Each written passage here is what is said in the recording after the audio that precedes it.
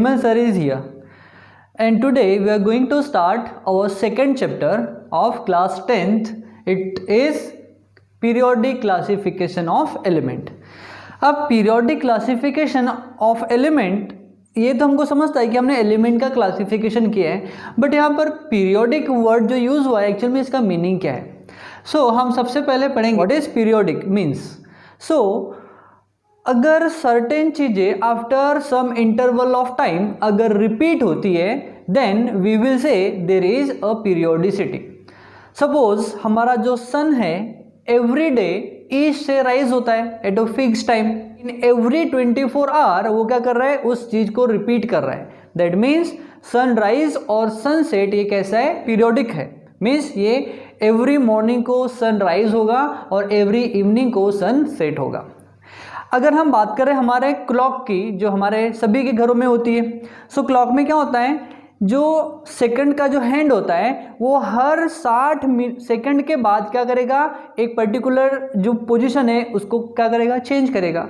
That means हम कहेंगे कि जो मिनट का हैंड है या फिर सेकंड का हैंड है या फिर आवर का हैंड है, आफ्टर सर्टेन इंटरवल वो उस प्लेस को क्या करेगा, रिपीट करेगा. दैट मीन्स वी विल से वहाँ पर क्या होगा, पीरियोडिसिटी होगा. आज सपोज संडे है, सो आफ्टर 7 डेज जो 8th डे आएगा वो भी क्या होगा, पीरियोडिसिटी होगा ना, संडे होगा. यानी आफ्टर 7 डेज चीज़ें क्या हो रही है, रिपीट हो रही है. तो ऐसे सारी की सारी चीज़ें जहाँ पर जो इवेंट है वो आफ्टर सम इंटरवल रिपीट होते हैं, हम कहेंगे वो कैसा है, पीरियोडिक है, या नहीं हम कहेंगे पीरियोडिसिटी है. सो आई होप आपको पीरियोडिसिटी का मीनिंग समझ में आ गया होगा. सो जब भी हम एलिमेंट का क्लासिफिकेशन करेंगे और उनको अरेंज करेंगे, सो वहाँ पर उनकी जो फिजिकल और केमिकल प्रॉपर्टीज़ क्या होगी, रिपीट होगी. इसलिए हमने यहाँ पर वर्ड यूज़ किया है periodic. Okay, so now we will continue the classification of element. So we have total 118 element. We have total 118 elements in our periodic table.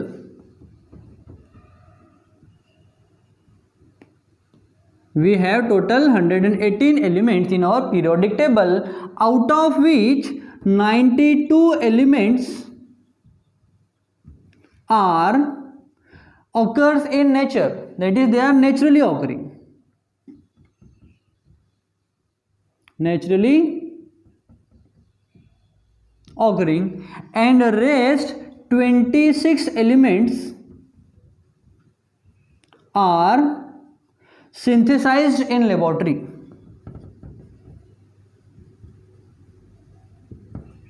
Synthesized in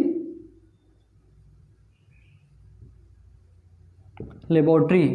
So we have total 118 elements in our modern periodic table, out of which 92 elements are present in our nature, in earth, in our air, in our body, in rock, everywhere, and rest 26 elements they are synthesized in laboratory by our scientists.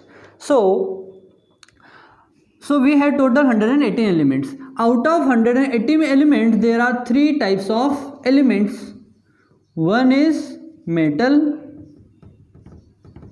Out of 118 elements, few are metals, few are non-metals, and few of them are metalloids. Few of them are metalloids.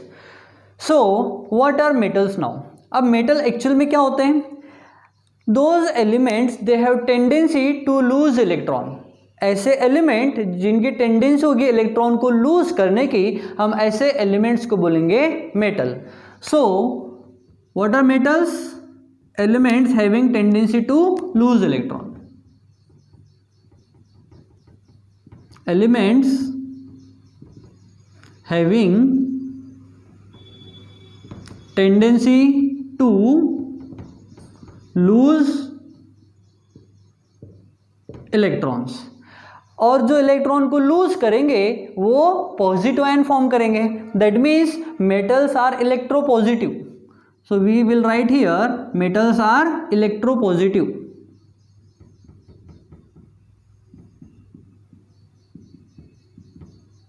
Metals are electropositive. Now we will understand what are non-metals. So what are non-metals? Elements which have tendency to gain electrons. Elements having tendency to gain electron are called as non-metals. And those elements, they will accept electron or gain electron, they will form negative ions. That means generally non-metals are electronegative in nature. So we will write here, non-metals are electronegative. Understood? Elements which have tendency to gain electrons are called as non-metals, and they are electronegative in nature. Now what are metalloids? So metalloids are the element, they shows properties between metals and non-metals. They will show properties intermediate between metals and non-metals are called as metalloids. So what are metalloids? Elements which have properties intermediate between metals and non-metals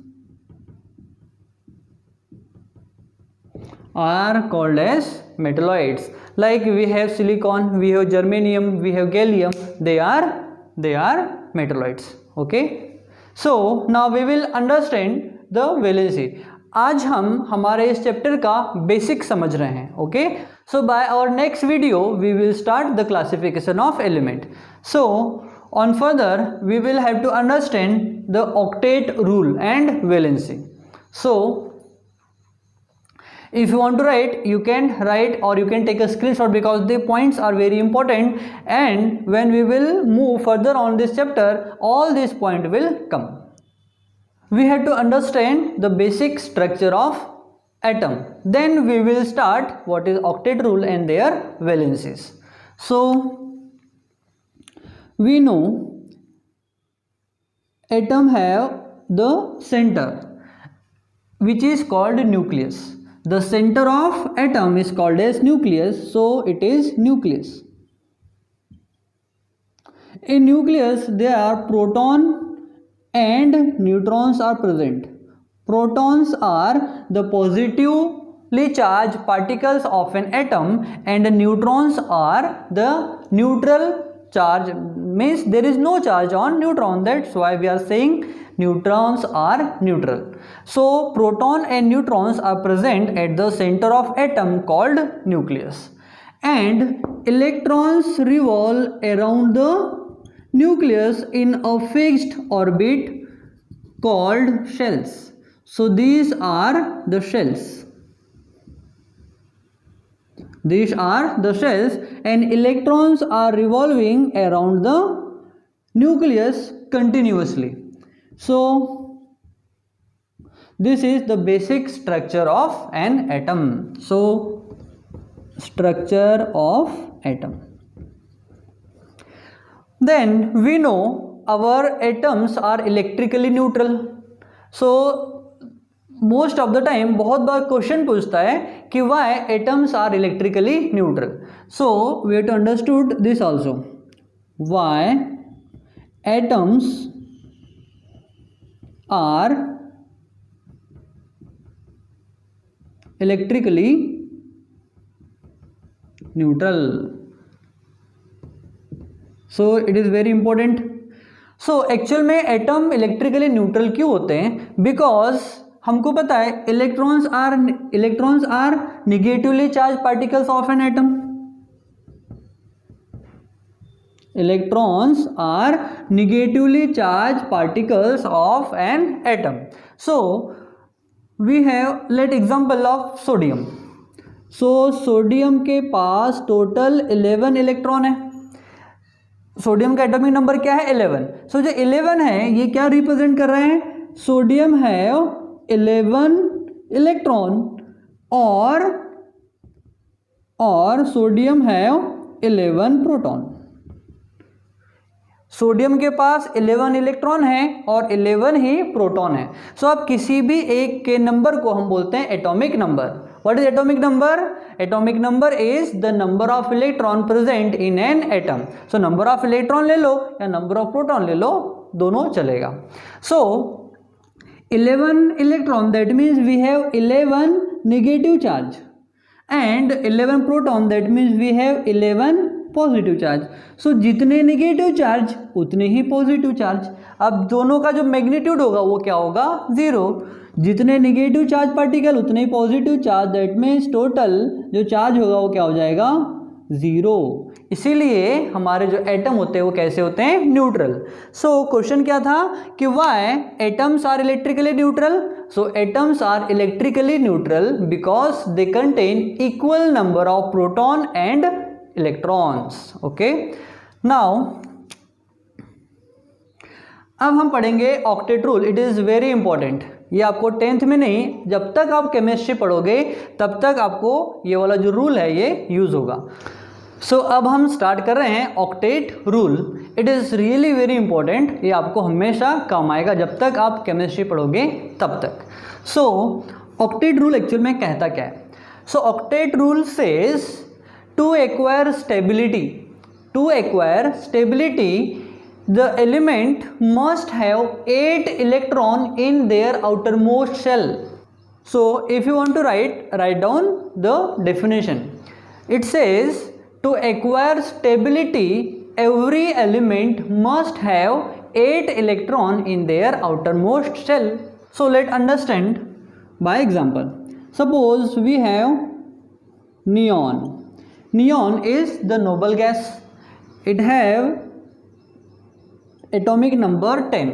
अब neon का atomic number 10 है, that means neon के पास 10 electron है and 10 proton है। So we have to understand the electronic configuration of neon. So electronic configuration of neon is 2 and 8. It is 2 and 8. See, in outermost shell, neon have 10 electron. That means, in outermost shell, neon have 8 electron. That means it is the stable element. It is the stable element. Now we will understand one more example of argon. Argon have atomic number 18. Argon का जो atomic number कितना है? 18 है। So इसका electronic configuration क्या हो जाएगा? It is 2, 8 and 8. That means इसका जो आउटर मोस्ट शेल में नंबर ऑफ इलेक्ट्रॉन कितने? 8 है। मीन्स हमारा जो एर्गॉन है वो भी क्या होगा? स्टेबल होगा। ओके, बट अगर हम बात कर रहे हैं other elements, they are not stable. Like हम बात कर रहे हैं नाइट्रोजन की। सो नाइट्रोजन का एटॉमिक नंबर है 7। नाइट्रोजन का एटॉमिक नंबर कितना है? 7 है। So we have to write the electronic configuration of 7. So first shell में आते हैं 2 इलेक्ट्रॉन और आउटर मोस्ट सेल में आते हैं 8, बट इसके पास तो कितने बचे? Only 5. So outer most shell में हम लिखेंगे 5. सो आउटर मोस्ट सेल में कितने इलेक्ट्रॉन है? ओनली 5. 8 है क्या? नहीं है। दैट मीन्स नाइट्रोजन जो है वो स्टेबल एलिमेंट नहीं है, because it needs 3 more electron to complete its octet. That means it is not a stable. We will take one more example of sodium. Sodium का इलेक्ट्रॉनिक नंबर है 11. Atomic number कितना है sodium का? 11. सो इसका electronic configuration क्या हो जाएगा? It is 2, 8 and 1. So 2 + 8 is 10, 10 + 1 is 11. सो इसके आउटर मोस्ट सेल में इलेक्ट्रॉन कितने होने चाहिए? 8, बट है कितने? ओनली 1. दैट मीन्स अब इसके पास दो कंडीशन है। 2 कंडीशन, या तो सोडियम एक इलेक्ट्रॉन को लूज कर दे इजीली, या फिर ये 7 इलेक्ट्रॉन्स गेन कर ले। सो डिफ़िकल्ट होगा 7 इलेक्ट्रॉन को गेन करना, बट ये सोडियम इजीली 1 इलेक्ट्रॉन को लूज कर देगा। ओके, सो अब जब सोडियम इलेक्ट्रॉन को लूज करेगा, इसका मतलब सोडियम क्या हो जाएगा? मेटल हो जाएगा। सोडियम क्या होगा? हमारा मेटल। सो अब सोडियम की वैलेंसी कितनी हो जाएगी यहाँ पर? 1. जब सोडियम एक इलेक्ट्रॉन को लूज करेगा, सो सोडियम के पास टोटल 11 इलेक्ट्रॉन है। सोडियम ने क्या किया, एक इलेक्ट्रॉन को लूज कर दिया। अब सोडियम के पास बचे कितने, ओनली 10। लेकिन अगर हम बात कर रहे हैं जब सोडियम ने इलेक्ट्रॉन को लूज किया तो इसके ऊपर चार्ज क्या आ जाएगा, पॉजिटिव आएगा। क्या चार्ज आएगा, पॉजिटिव। अब पॉजिटिव चार्ज क्यों आ रहा है, बिकॉज हमने अभी देखा था कि अगर सोडियम के पास, सोडियम का एटॉमिक नंबर अगर 11 है, दैट मीन्स इसके पास इलेक्ट्रॉन होंगे 11 और प्रोटॉन भी होंगे कितने, 11। अब एक इलेक्ट्रॉन सोडियम ने लूज कर दिया, अब लूज कर दिया तो सोडियम के पास बचे कितने, ओनली 10 इलेक्ट्रॉन, बट प्रोटॉन तो उतने ही है, प्रोटॉन उसने लूज नहीं किया है। That means sodium at sodium positive state it has 11 proton. अगर हम बात कंपेयर करेंगे 11 इलेक्ट्रॉन और 11 प्रोटॉन और 10 इलेक्ट्रॉन्स को, तो एक प्रोटॉन ज़्यादा है, एक प्रोटॉन क्या है, ज़्यादा है। अब एक प्रोटॉन ज़्यादा है इसका मतलब एक पॉजिटिव चार्ज ज़्यादा है, और वही पॉजिटिव चार्ज हम यहाँ पर रिप्रेजेंट करते हैं। ओके, सो आई होप कि आपको पॉजिटिव जो चार्ज है, नेगेटिव चार्ज है, उसका कॉन्सेप्ट क्लियर होगा। ठीक है, सो अब यहाँ पर हम बात करें ऑक्टेट रूल की। सो ऑक्टेट रूल क्या बोल रहा है, किसी भी एलिमेंट के आउटर मोस्ट शेल में कम से कम 8 इलेक्ट्रॉन होने चाहिए in order to acquire stability, but sodium है only 1 electron in its outer most shell, तो क्या करेगा, इसको लूज करेगा। अब जब लूज करेगा तो इसके पास टोटल एटम कितने, इलेक्ट्रॉन कितने हो गए, 10। अब हम इसका इलेक्ट्रॉनिक कॉन्फ़िगरेशन देखेंगे। So sodium at positive state have 10 electron equals to, अब क्या हो जाएगा, 2 इलेक्ट्रॉनिक कॉन्फ़िगरेशन में 2 and 8। So at Na positive है ना, सोडियम पॉजिटिव स्टेट पर इसके आउटर मोस्ट सेल में कितने इलेक्ट्रॉन है, 8। That means it obeys the octet rule, इसीलिए हम कहेंगे सोडियम पॉजिटिव फॉर्म में क्या होगा, स्टेबल होगा। सो आई होप आपको ऑक्टेट रूल समझ में आ गया होगा। और ऑक्टेट रूल के बेस के ऊपर हम किसी भी एलिमेंट की वैलेंसी कैलकुलेट कर सकते हैं। जैसे अब अभी हमने यहाँ पर देखा था, सोडियम ने क्या किया, एक इलेक्ट्रॉन लूज किया था, इसीलिए सोडियम की वैलेंसी कितनी होगी, 1। तो अब हम पढ़ेंगे वैलेंसी। सो वैलेंसी को समझने के लिए आपको ऑक्टेट रूल का समझ में आना is very important. Okay, so now we will understand the valency of an atom.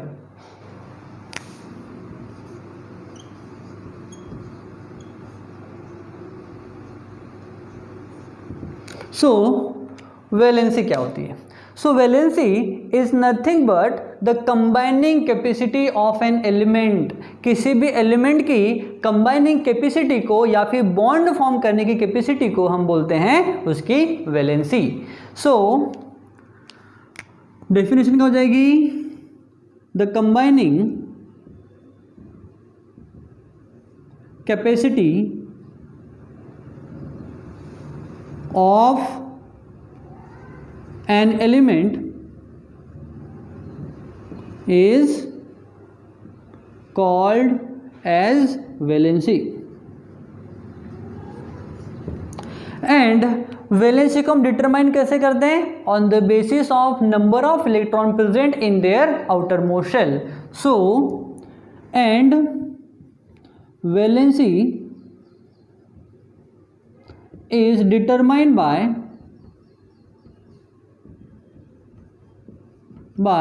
number of electrons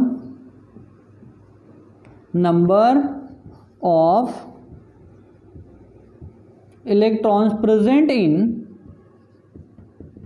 outermost shell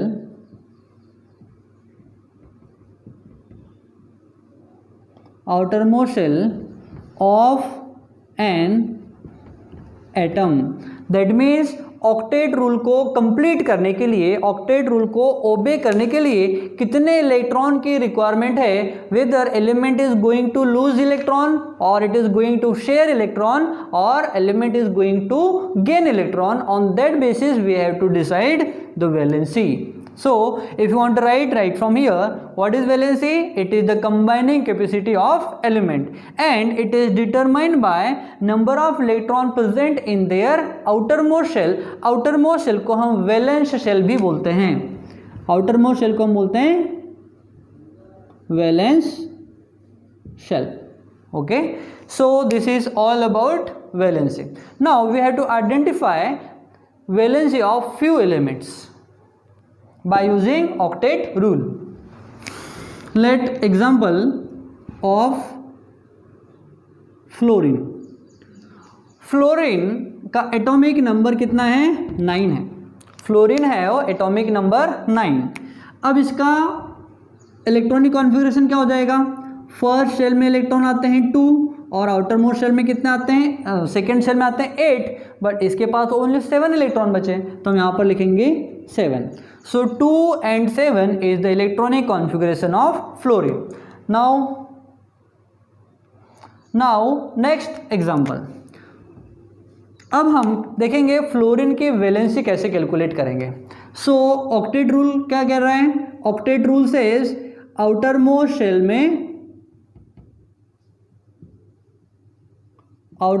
shell must contain 8 electron. अब यहाँ पर कितने? 7 इलेक्ट्रॉन.